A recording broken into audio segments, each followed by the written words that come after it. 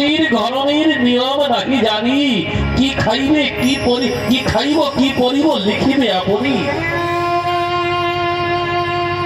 আমি এক সন্ন্যাসীর গৃহিণী,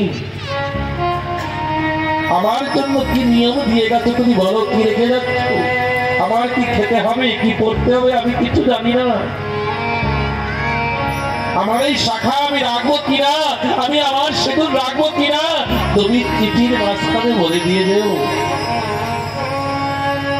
সন্ন্যাসীর ঘরণের নিয়ম কিছু নাই জানি, কি খাইব কি পরিব লিখবে আপনি। আমি কি খাইব কি পরব তুমি লিখে দেবে, আমি এই বেশ রাখবো কি রাখবো না। আমি ছাড়তেও ভয় পাচ্ছি, রাখতেও ভয় পাচ্ছি। আমি বুঝতে পারছি না রাখলে তোমার মঙ্গল হবে না না রাখলে তোমার মঙ্গল হবে। আমার এই গৌর, আমার এই শরীর তো গৌরের শরীর, তাই তোমার কোন অমঙ্গল আমি চাই না। তুমি বলবে আমি কি করলে তোমার মঙ্গল হয়।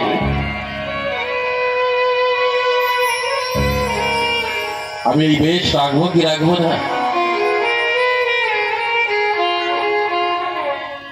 সন্ন্যাসীর কঠিন ব্রত যেমন নিজে মানিবে, তা হতে কঠিন ব্রত আমাকে তুমি দেবে। তুমি যে কঠিন ব্রত করো প্রভু, সন্ন্যাসীর নিয়ম শুনেছে অনেক কঠিন হয়, অনেক কঠোর হয়, ভালো খেতে নেই, ভালো করতে নেই, ভালো জায়গা যেতে নেই। তাই তোমার কি নিয়ম আমি জানি না, কারণ আমি এর পূর্বে সন্ন্যাস দেখিনি। আমি ছোট ঘরের মধ্যেই ছিলাম, সন্ন্যাসীর কোন নিয়ম আমি জানি না। শুনেছি শুধু সন্ন্যাসীদের নিয়ম কঠিন হয়। এই তুমি তো নিশ্চয়ই কঠিন নিয়ম করছো। এই তুমি যে যে কঠিন নিয়ম করছো তার থেকে কঠিন নিয়ম তুমি আমার কাছে পাঠিয়ে দেবে, আমি তাই করবো। যত কষ্ট হোক, যত কষ্ট হোক, আমি আমার জন্য ভাবি না প্রভু, তোমার জন্য ভাবি। আমি জীবনে আমার কোনো কামনা নেই, প্রত্যেকটি মেয়ের কামনা থাকে। আমি কত ভাগ্যবতী ছিলাম যে তোমাকে আমি আমার স্বামী রূপে পেয়েছিলাম।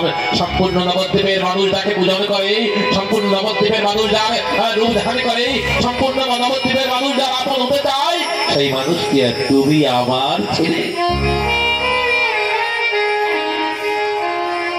তুমি আমার কত আনন্দের সংসার ছিল।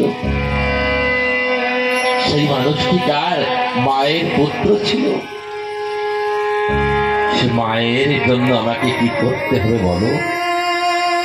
তোমার কাছে একটি প্রার্থনা প্রভু, আমি বাল্য চপলতায় তোমার কাছে অনেক কথায় তো কামনা করেছি, কিন্তু এখন তোমার কাছে একটি কামনা, যখন গৌর গৌর বলে মা চৈতন্য হয়ে যায়, স্বপ্নের মাঝে যে তুমি তোমার আনন্দের স্পর্শ দিয়ে দেও সতীকে, আমাকে নয়।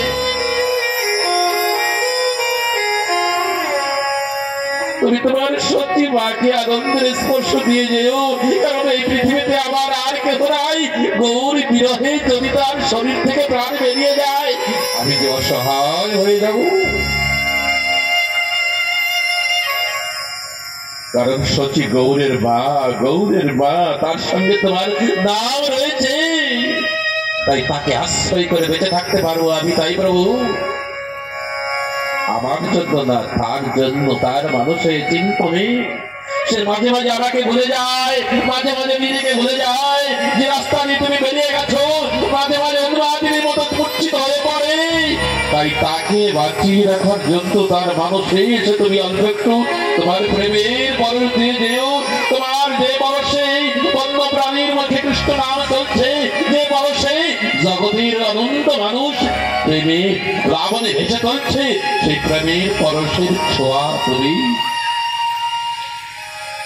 তোমার মাকে অল্প একটু দিয়ে দেবে প্রভু।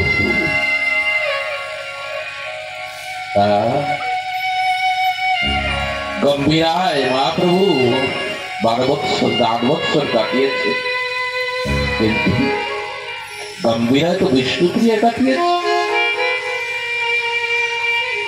মহাপ্রভুর কাছে তো রামানন্দ রায় ছিল, আর অন্যান্য ভক্তগণ ছিল, স্বরূপ রামদাস ছিল, গোবিন্দ রায় ছিল, অনন্ত ভক্তগণ, আর জগন্নাথ ছিল তার কাছে। জগন্নাথ 10 করে জগন্নাথের নামে, কিন্তু প্রিয়াজির কাছে গিয়েছিল কেউ না, ওই এক সচি মা আর অমিতা কাঞ্চনা 2 জন। প্রিয়াজির ব্যাকুলতা, প্রিয়াজির প্রিয়াজির যে ব্যাকুলতা, যে দীনতা, যখন অধ্যয়ন করা হয় তখন ব্যাকুল হয়ে যেতে হয়, চিন্তা করলে একদম পাগল হয়ে যেতে হয়। মধ্যরাত্রে স্নান করতে যেত, কোথায় প্রিয়াজি? গঙ্গায় স্নান করতে যেত মধ্যরাত্রে। অমিতা কাঞ্চনা দেখে বলছে, তুমি মধ্যরাত্রে স্নান করতে যাও কেন?